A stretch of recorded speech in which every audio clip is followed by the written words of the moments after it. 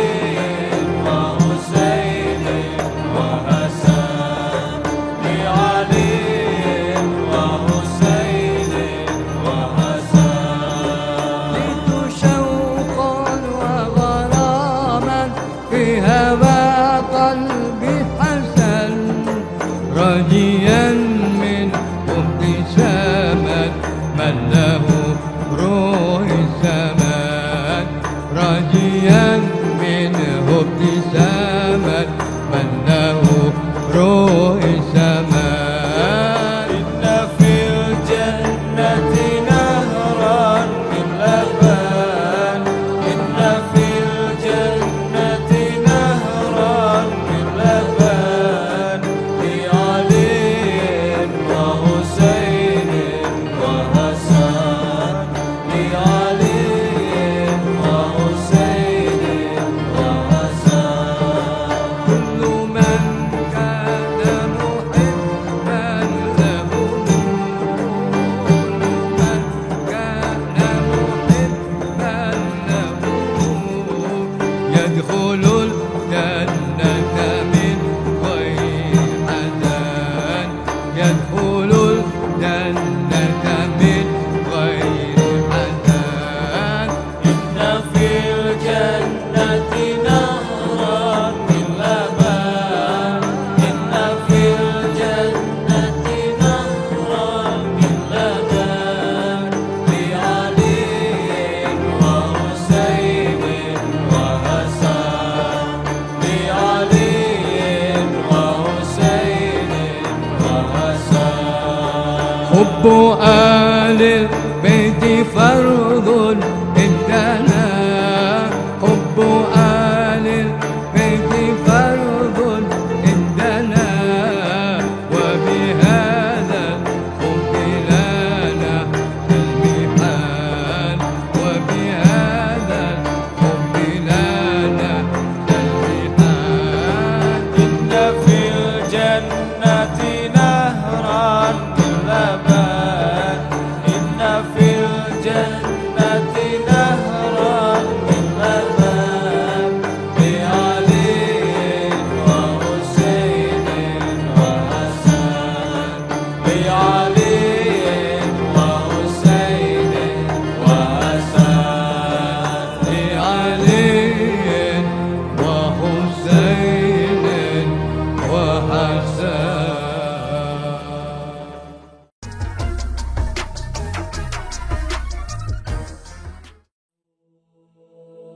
السلام عليك يا رسول الله ورحمة الله وبركاته. السلام عليك يا محمد بن عبد الله. السلام عليك يا خيرة الله. السلام عليك يا حبيب الله. السلام عليك يا صفوة الله.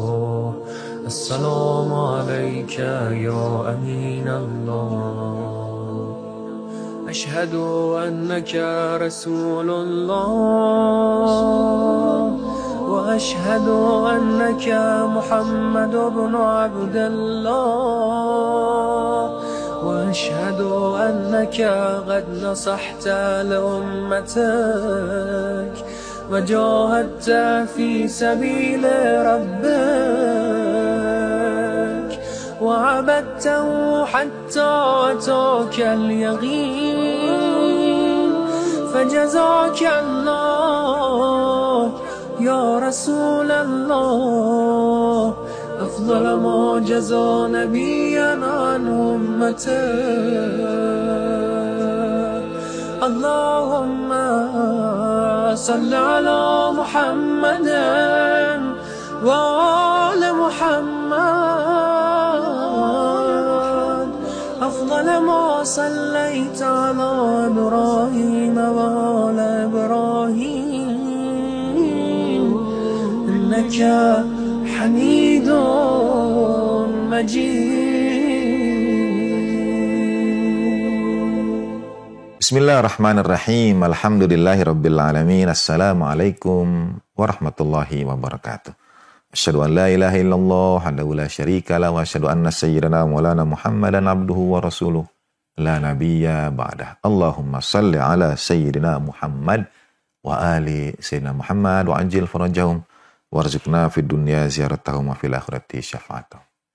Alhamdulillahirrahmanirrahim. Saudara sekalian rahimakumullah, semoga Allah subhanahu wa ta'ala senantiasa mencurahkan limpahan rahmat dan ampunan untuk saudara sekeluarga dan memudahkan semua urusan dan niat saudara. Kita membincangkan tentang sholat, hadis-hadis tentang sholat, dan masuk pada kajian tentang adab-adab yang dilakukan untuk menyempurnakan sholat kita. Adab ini berada pada tataran setelah fikih. Jadi tidak membincangkan tentang syarat sah, hukum sholat diterima atau tidak Allah subhanahu wa ta'ala, tentu saja batal atau tidak sholat itu ranah fikih. Adab adalah ranah batiniyah, nilai-nilai batiniyah dalam menjaga sholat kita. Kita sudah bincangkan tentang kesempurnaan wudhu, kemudian kesempurnaan berpakaian sebagai tahapan menuju sholat itu. Dan berikutnya kita bisa melihat bagaimana persiapan menuju sholat itu pun ada beberapa. Selain perilaku akhlak kita yang kita jaga di antara waktu sholat. Kemudian hendak sholat berwudu ada adabnya. Berpakaian ada adabnya. Ada berikutnya apa? Niat. Sebelum niat, adab berikutnya adalah kesempurnaan menghadap kiblat. Sebelum kita niat itu, kita berdiri, kemudian menghadap kiblat, mengkondisikan diri kita untuk menghadap Allah subhanahu wa ta'ala. Banyak riwayat dari a'immah al-ma'sumin alaihi wassalatu wassalam bagaimana mereka berguncang, bergetar ketika berdiri di mihrab sholat mereka. Atau dalam hadis Mi'raj ketika Allah subhanahu wa ta'ala sampaikan pada baginda Nabi SAW, yang membuat takjub Allah Ta'ala adalah seorang hamba yang berdiri di mihrabnya, wala yadri, dan ia tidak tahu di hadapan siapa sebentar lagi dia akan berdiri. Nah, kesempurnaan menghadap kiblat ditandai dengan 3 hal. Pertama, tentu menghadapkan wajah kita ke kiblat. Berilah waktu beberapa saat. Mohon tidak tergesa-gesa dalam setiap tahapan sholat itu. Bahkan ketika saudara sujud, hendak membaca Subhana Rabbiyal A'la wa bihamdih, berhentilah sejenak, beri jeda, sehingga saudara benar-benar berada dalam kesempurnaan posisi sujud. baru kemudian membaca Subhana rabbiyal a'la wa bihamdi. Ada dalam riwayat yang disebut sebagai orang atau pencuri yang rugi. Dan ketika ditanya apa maksud pencuri yang rugi, itu adalah pencuri yang mengambil, yang mencuri waktu di antara sholat mereka. Jadi belum juga sujud, sudah membaca bacaan sujud. Belum berakhir sujud, belum berakhir bacaan, ya sudah bangkit lagi dari sujudnya. Itu disebut sebagai pencuri yang rugi. Belum sujud, ya sudah mulai bacaan. Sebelum bacaan selesai, ya sudah bangun dari sujudnya. Karena itu, kesempurnaan menghadap kiblat adalah dengan 3 hal. Pertama, hadapkan wajah ke kiblat dan tanamkan dalam batin kita permohonan ampun kepada Allah Subhanahu wa taala karena persiapan yang tidak semestinya dalam menghadap sholat itu. Ada bacaan-bacaan yang bisa dilakukan, yang bisa doa-doa yang bisa didawamkan. Misalnya Allahumma shalli ala sayyidina Muhammad wa ali sayyidina Muhammad. Allahumma antal muhsinu wa anal musi. Ya Allah, engkaulah yang melimpahkan kebaikan dan inilah aku si pembuat dosa. Dan tidak ada yang melimpahkan kebaikan pada si pembuat dosa kecuali sang pelimpah kebaikan. Nah, itu di antara doa-doanya. Allahumma inni atawajjahu dan sebagainya. Ada beberapa, nanti pasti saudara tanya, tolong kirimkan doanya dan seterusnya. Nah itu bisa kita mulai dengan sholawat dan istighfar. Kemudian menghadirkan hati kita insya Allah tawasulan, juga mohon keridhaan Allah Subhanahu wa taala dan senantiasa khusyuk dengan bentuk penghinaan diri kita. Jadi merendahkan diri kita serendah-rendahnya, menghinakan diri kita sehina-hinanya di hadapan Dia yang Maha Tinggi dan Maha Mulia. Qulu qawli hadza wastaghfirullah li wa lakum wa ma taufiqi illa billah alaihi tawakkaltu wa ilaihi unib. Wa sallallahu ala sayyidina Muhammadin wa alihi tahirin walhamdulillahi rabbil alamin. Assalamualaikum warahmatullahi wabarakatuh.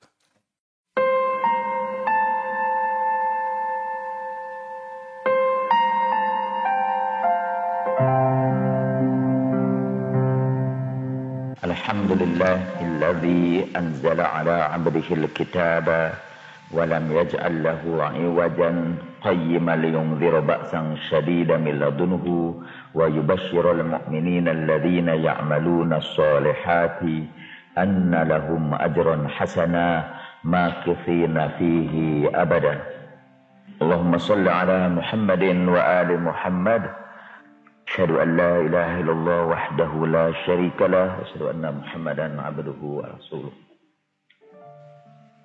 Saya dulu belum pernah membaca random acts of kindness, belum pernah membaca when good things happen to good people. Waktu itu saya juga orang miskin, mahasiswa, tinggal di sebuah rumah kecil di kontrakan itu. Saya masak sendiri kan, biasanya selalu bikin nasi goreng untuk makan itu karena itulah masakan yang paling mudah kita lakukan. Dan masak nasi goreng, saya melihat nasi goreng itu banyak. Dulu saya kalau pergi ke sekolah itu atau sebagai mahasiswa, saya memakai kereta api dan biasa juga tidak bayar, tidak ditagih. Jadi kalau sampai stasiun Bandung dan di dekat viaduk itu saya selalu melihat ada gelandangan-gelandangan berkumpul di situ. Jadi satu pagi saya berpikir, ini saya makan, ini nasi goreng saya banyak. Dan saya makan sendirian. Saya bawa dengan rantang. Kemudian saya mau kirimkan ke gelandangan itu. Tidak baca internet, tidak baca itu. Mungkin karena wataknya saja saya ini memang orang baik. Jadi tersentuh saya bawa ke viaduk itu. Saya berikan kepada mereka, lalu beberapa orang ikut makan bersama di situ. Saya tunggui karena rantangnya emang mau saya bawa kembali. Setelah itu emang rantang itu dikembalikan pada saya, lalu saya terburu-buru balik lagi. Ternyata mereka itu di tempat itu bukan hanya makan, tapi juga buang kotoran. Jadi ketika saya pulang di situ itu, sepatu saya masuk dalam X-file. Tapi kisah itu Menarik buat saya jadi ingat kembali karena saya tidak mendapat balasan satu rantang nasi lagi dari orang yang bersangkutan itu. Malah dia membalasnya dengan X-file itu. Mestinya dia akan kasih tahu. Malah mereka mentertawakan saya ketika saya kebingungan kan dengan tempelan kotoran itu pada sepatu saya. Mereka mentertawakan saya, bukan memberitahu. Itu balasan yang diberikan oleh dia. Tapi kita sekali lagi diajarkan oleh Al-Quran, jangan memberikan sesuatu dengan harapan kita mendapat balasan dari orang yang bersangkutan. Innama nut'imukum liwajhillah la nuridu minkum jazaa'aw wala syukura. Kami memberi makan kepada kalian itu karena Allah, tidak mengharapkan balasan ataupun terima kasih dari orang yang bersangkutan. Ada seseorang yang mau menelpon untuk urusan yang sangat penting di keluarganya. Waktu itu kita belum ada handphone itu. Dia menelpon melalui box telepon itu. Di Indonesia juga dulu banyak telepon box itu.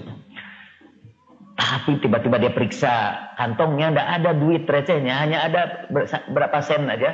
Dan itu tidak cukup untuk menelpon. Padahal ini sangat penting. Kalau dia balik dulu ke rumahnya, dia ditunggu pada waktu itu. Tiba-tiba dia lihat salah satu kotak telepon itu ditinggalkan seseorang, dan pada teleponnya itu di atasnya masih ada uang recehan di situ. Dengan gembira dia masuk ke situ, dan orang itu nggak pergi jauh. Udah dia memanfaatkan uang receh yang ada, dia berhasil menelpon telepon yang urgen kepada kawannya. Sejak itu, setiap kali dia telepon di telepon umum, dia selalu sisihkan uang di situ. Mungkin ada orang yang memerlukannya, siapa tahu. Setiap kali itu ada, dia sisihkan di situ. Tidak jadi soal siapa yang mengambil uang itu, tapi pokoknya setiap kali dia telepon, dia simpan di situ. Dia teringat kepada kebaikan orang yang dahulu menyelamatkan dirinya hanya karena ia meninggalkan uang recehan di situ. Saya baca kisah-kisah itu terharu. Itu perbuatan baik kecil-kecil. Tetapi sekali lagi tidak ada perbuatan yang kecil di hadapan Allah Subhanahu wa taala. Tasaddaqu walau bisyiqqi tamrah au bisyurbatin minal ma'. Bersedekahlah kamu walaupun dengan sebutir kurma atau hanya seteguk minuman saja. Kesempatan untuk berbuat baik itu akan dihadapkan kepada kita setiap saat. Setiap saat selalu ada kesempatan berbuat baik. Pada saudara sekarang ini Tuhan menyediakan laci. Ada 24 laci untuk setiap jamnya. 1 jam 1 laci untuk saudara masukkan di situ perbuatan baik saudara. Dan setiap jam pasti ada kesempatan berbuat baik. Sekarang ini saudara sini ada kesempatan buat baik. Misalnya mendengarkan pembicaraan saya itu sudah berbuat baik. Tidak berbicara yang mengganggu orang lain itu juga sudah perbuatan baik. Atau kalau ada kawan saudara yang mau nulis dan tidak ada pulpennya, saudara berikan suatu perbuatan baik. Every time, every hour, kullu sa'ah wa kulla yaum, itu selalu ada kesempatan bagi kita untuk berbuat baik. Saudara naik pesawat, saudara mau menyimpan tas saudara dan saudara lihat di situ ada orang yang kesusahan untuk mengangkat tasnya ke atas kabin pesawat itu. Saudara ulurkan tangan saudara, berikan bantuan kepadanya. Atau saudara misalnya naik bis dan bisnya penuh sesak, saudara berikan kursi saudara kepada seorang yang dipandang lebih memerlukan tempat duduk itu ketimbang saudara. Atau di pinggir-pinggir jalan setiap saat ada kesempatan bagi kita berbuat baik.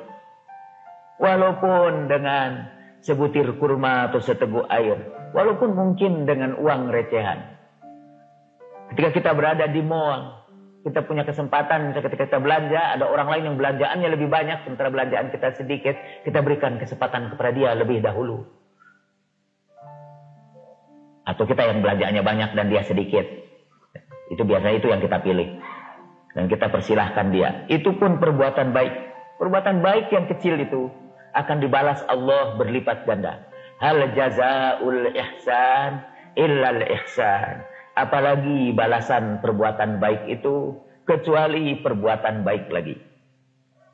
Sudah berada di apotek satu saat membeli obat-obatan. Datang orang dengan memakai sendal jepit, bawa resep dari dokter untuk ibunya. Petugas apotek mengatakan resep ini harganya sekian. Lalu orang itu berkata, saya cuma bawa duit 20.000 rupiah. Dia bertanya, apa boleh? Kata saya membeli hanya yang 20.000 rupiahnya saja. Untuk saya bawa, tidak cukup duitnya untuk itu. Lalu sudah berikan bantuan kepadanya, sudah bayarkan uang pengobatannya. Itu perbuatan baik yang akan Allah balas berlipat ganda, tidak lewat tangan orang asing itu yang tidak saudara kenal, tetapi lewat tangan-tangan Tuhan yang lebih mulia. Hal jazaul ihsan illal ihsan. Apalagi balasan kebaikan itu selain perbuatan baik. Dalam khutbah Nabi menyambut Ramadan, Rasulullah bersabda sallallahu alaihi wasallam, irhamu aitaman nas yarhamillahu aitamakum. Sayangi anak-anak yatim orang lain, nanti Allah akan sayang kepada anak-anak yatim yang kamu tinggalkan. Kalau kita sayang kepada anak yatim orang lain, nanti satu saat kalau anak yatim kita tinggalkan, Allah yang akan memelihara mereka dengan pemeliharaan yang lebih baik dari apa yang kita lakukan pada anak yatim itu. Hal jazaul ihsan illal ihsan. Apalagi balasan kebaikan itu selain kebaikan. Saya tinggalkan ayah saya itu ketika saya masih kecil. Ayah saya pergi ke gunung lah untuk berjuang menegakkan syariat Islam. Tapi sebelum dia pergi ke gunung itu, dia terkenal sebagai lurah yang sangat dermawan. Jadi dia bagi-bagikan pakaian, dia bagi-bagikan makanan. Saya mendengar cerita ayah saya bagaimana dia pada saat-saat yang kritis itu diselamatkan Allah Subhanahu wa Ta'ala dengan cara yang sangat ajaib, sehingga banyak orang menduga ayah saya itu punya kesaktian karena peristiwa-peristiwa yang ajaib itu. Dan saya mengaku bukan karena kesaktian. Sekarang saya tahu jawabannya, mungkin karena perbuatan baik dia. Ia tinggalkan anaknya, tidak ada yang mengurus, dia pergi. Dan selama pergi itu dia punya cita-cita supaya anaknya itu bisa melanjutkan pelajarannya, bisa menjadi seorang ulama, gitu, seperti yang dia tulis dalam tulisannya ketika dia dikejar-kejar orang. Dia berharap seperti itu, tapi dia tidak bisa mengurus keluarganya. Tapi Tuhan sekali lagi karena dia suka mengurus anak orang lain, Allah Subhanahu wa Ta'ala mengurus anak-anak yang ditinggalkannya. Hal jazaul ihsan illal ihsan.